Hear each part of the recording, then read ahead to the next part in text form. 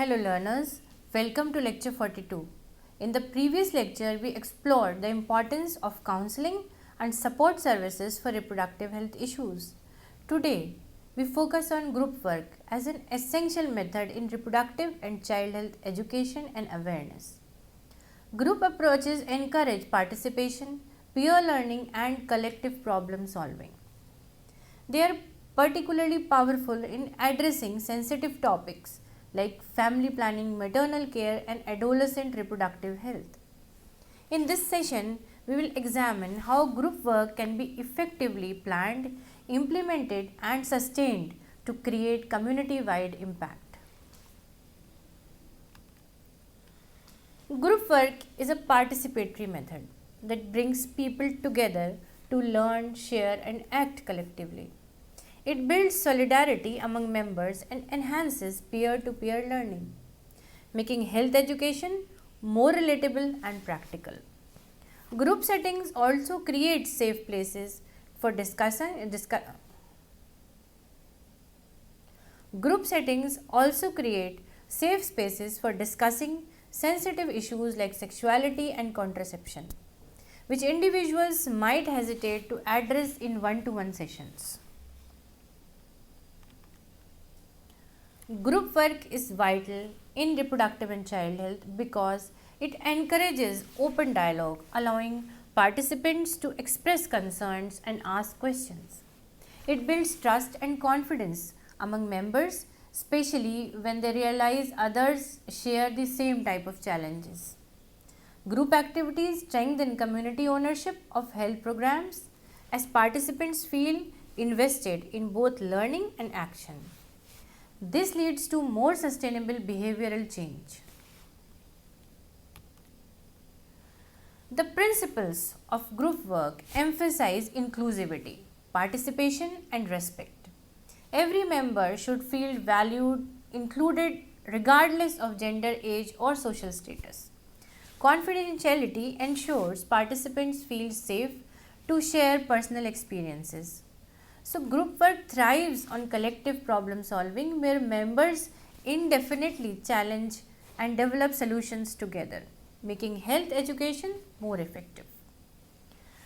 From a sociology point of view, groups build social capital, bonding ties and foster mutual care and bridging ties that connect members to services so learning translates into action. Practical norms including rotating facilitation, clear ground rules and accessible venues or timings with childcare or transport support to enable participation by women, adolescents, minorities and persons with disabilities. Using participatory tools, for example, story circles, problem trees, role plays, surfaces lived realities and power dynamics while protecting confidentiality. Co-created action plans and referral registers link discussions to concrete steps. Clinic visits, entitlement applications or community campaigns with follow-up at the next meeting. Finally, simple feedback loops and disaggregated attendance outcome tracking help the group notice who is being left out and adjust practices to keep the space equitable and effective. Different types of groups can be engaged in RCH education. Women's self-help groups often combine microfinance and health education, making them powerful platforms for maternal and child health awareness. Adolescent peer groups provide safe spaces for youth to discuss puberty, sexuality and reproductive health. Mixed community groups bring together men, women and address elders to build consensus around shared responsibilities in reproductive and child health. Women's groups are particularly effective in reproductive child health education. They provide platforms for discussing maternal care, safe deliveries, breastfeeding and child immunization. By learning together, women gain confidence to demand services and challenge harmful practices. These groups also build solidarity, empowering women collectively to negotiate with health workers or local authorities. Adolescent peer groups play a critical role in reproductive health education. They address sensitive issues like puberty, sexuality, and contraceptive choices in peer friendly way. Such groups empower adolescents to resist early marriage and early pregnancies by providing accurate information and support. They also build leadership skills, enabling youth to become advocates for reproductive health in the communities. Facilitators are central to effective group work. They guide discussions, ensuring the group remains focused and productive. They encourage participation by creating safe spaces and drawing in quieter members. Importantly, they ensure inclusivity so that no participant dominates while others are silenced.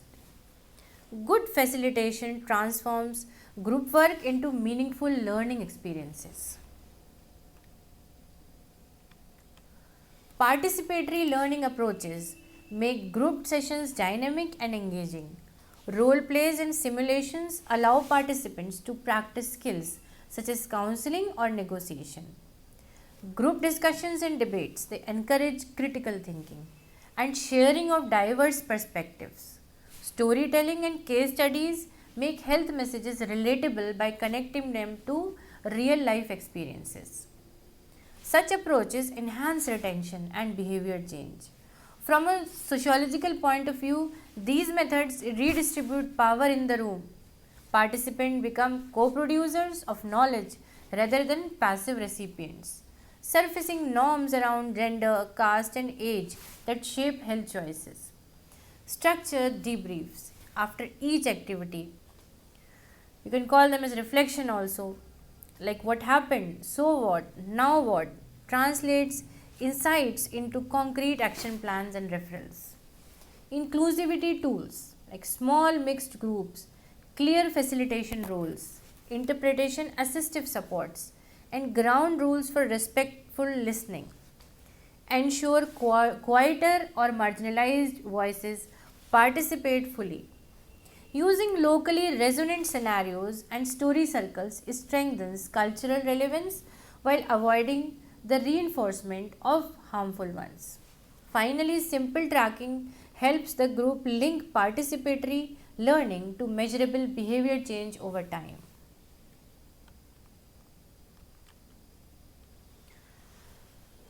Group work is particularly useful for family planning education. Collective sessions allow myths and misconceptions to be addressed openly, reducing fear and misinformation.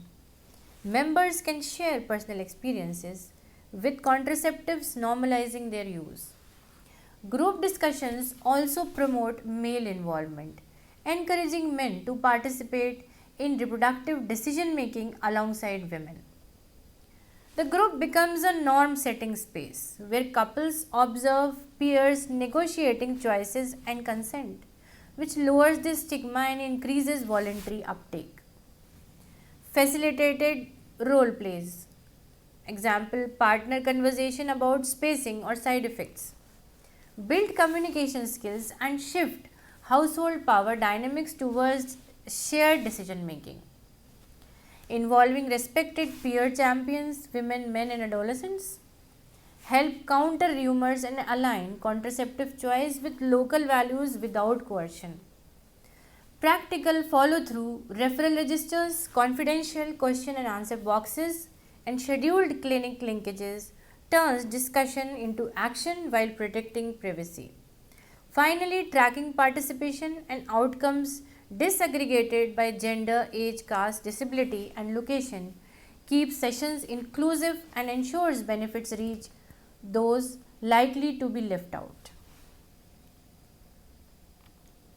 Group sessions in maternal health educate women and families on antenatal checkups, nutrition, and postnatal care.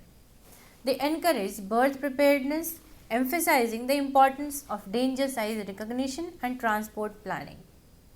Collectively, groups promote institutional deliveries by addressing cultural barriers and building community support. These interventions reduce maternal mortality and improve maternal well being. In child health, group sessions mobilize communities for immunization drives, ensuring no child is left behind. They also provide nutrition education, particularly on breastfeeding and complementary feeding. Hygiene and sanitation practices are reinforced through collective activities such as group demonstrations of hand washing. These group interventions lead to stronger child survival and growth outcomes. Men's groups are valuable in promoting reproductive health. They challenge gender stereotypes that place the burden of childcare solely on women. Group sessions engage men in discussions about contraception, maternal health, and fatherhood responsibilities. By building collective accountability, men's groups foster healthier family dynamics and support gender equity in RCH. Mixed community groups bring men, women, and elders together, ensuring shared responsibilities in RCH issues. These groups are especially useful in addressing cultural practices like early marriages or home deliveries. By involving diverse voices, they build consensus and strengthen accountability for improving maternal and child health. Group work often extends beyond education sessions into community led campaigns. Organized groups perform street plays or folk media to spread awareness on RCH issues. They also engage in collective advocacy, lobbying for better services or resources. Such campaigns are powerful.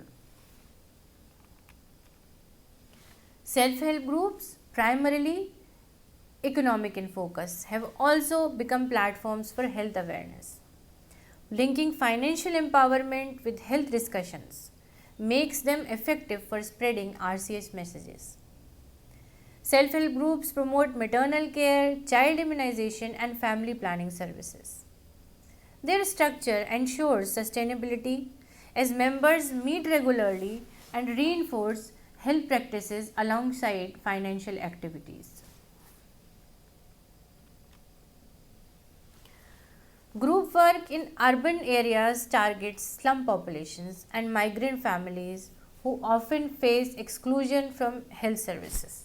Exclusion factors determining exclusion are multifaceted, starting from a change of place, a different language, a different culture, to losing their daily work allowances if they give their time to the health services that day. Groups in these contexts address unique challenges which are associated with them, such as overcrowding, poor sanitation, and lack of awareness. Community centers, schools, and workplaces serve as venues for group education. Urban group work ensures that these marginalized slum dwellers, these marginalized communities, are not left behind in RCH efforts. In rural settings, group work is often conducted during village health and nutrition days, bringing communities together. Engaging traditional leaders lends credibility and encourages participation. Schools and community hall serve as effective venues. Rural group work emphasizes culturally appropriate communication and the use of local dialects to ensure messages resonate with participants. Group sessions provide safe spaces for addressing sensitive issues. Discussions about sexuality, reproductive rights, or gender based violence may be difficult in individual counseling but are normalized in peer groups.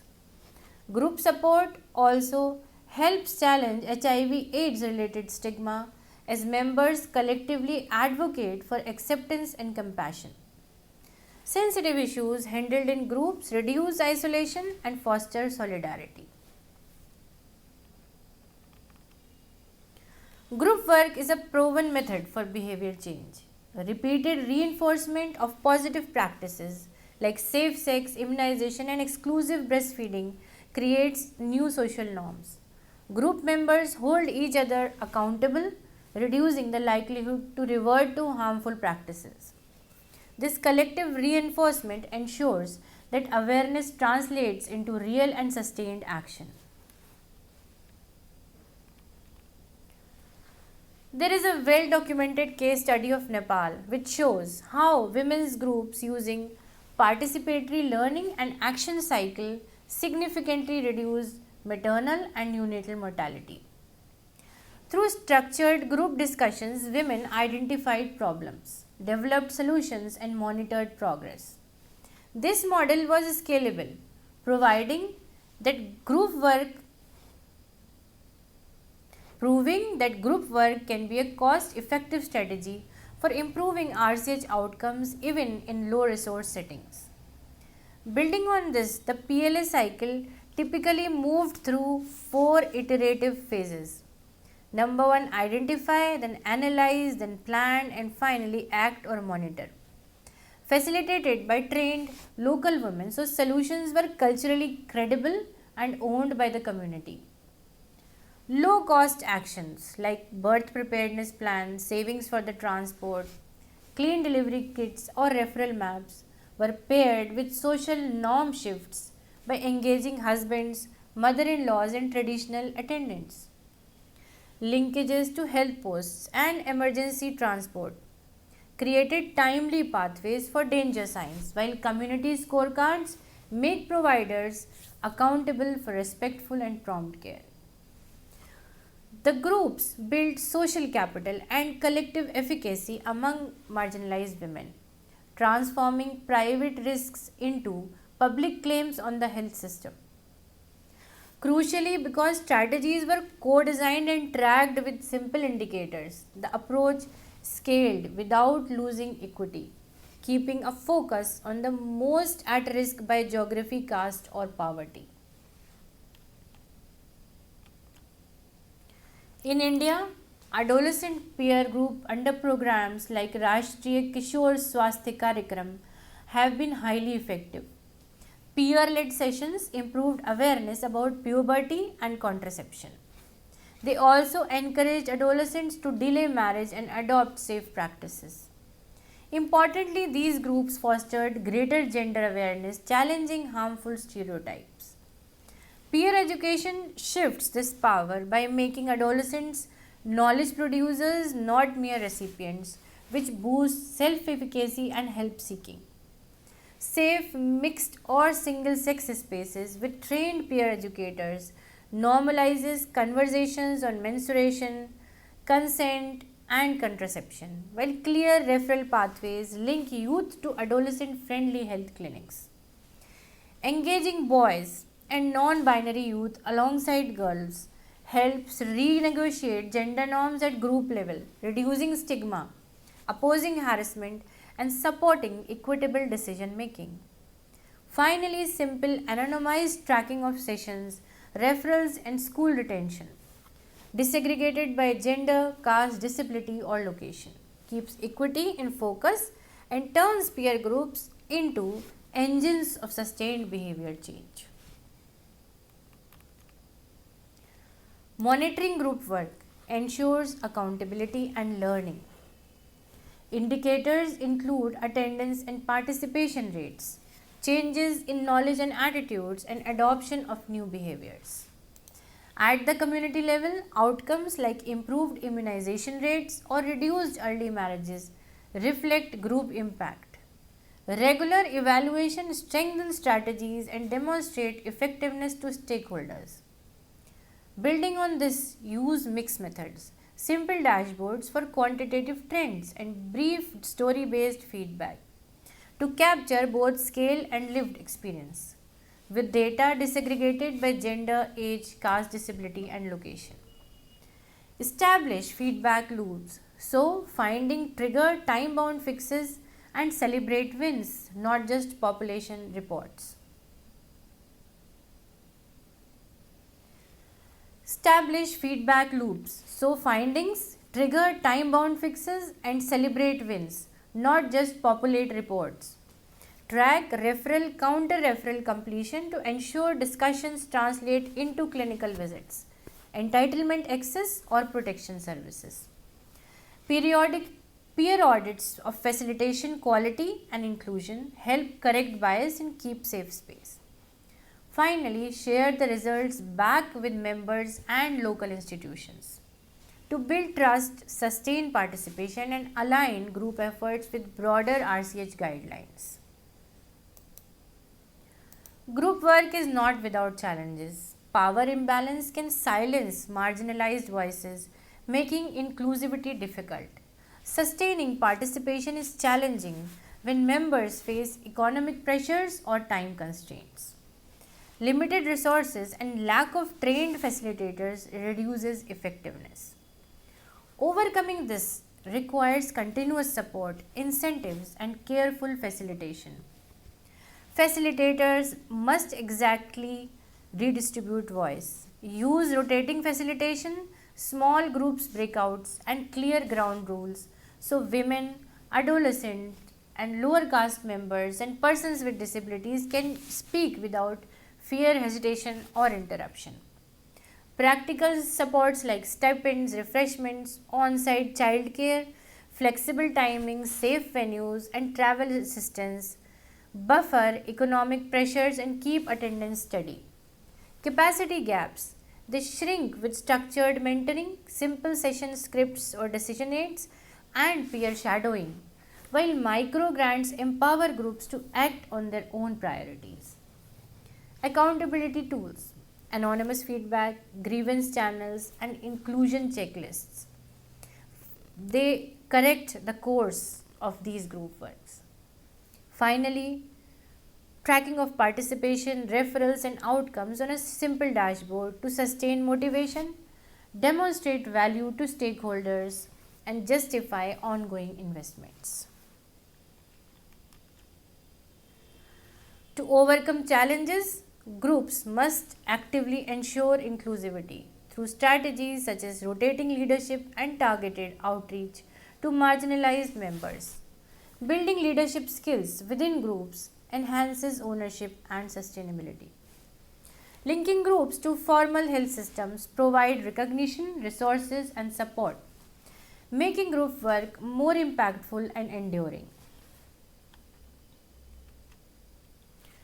Group work is not without challenges.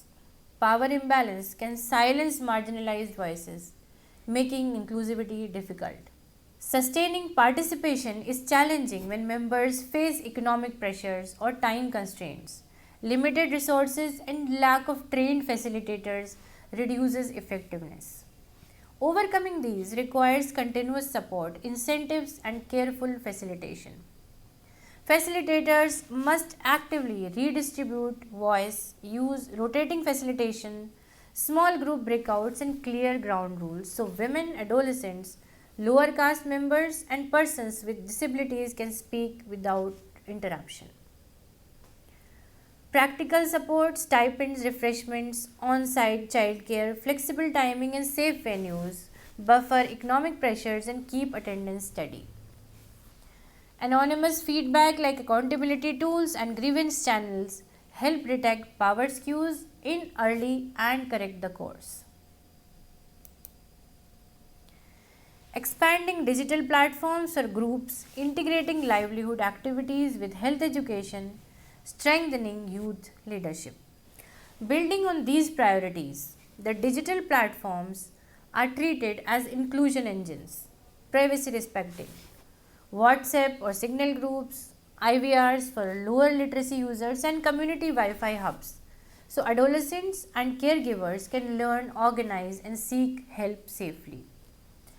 Linking livelihoods with health turns sessions into tangible value. Self-help group savings for transport to clinics, micro enterprise tied to nutrition, and stipends for peer facilitators to sustain engagement.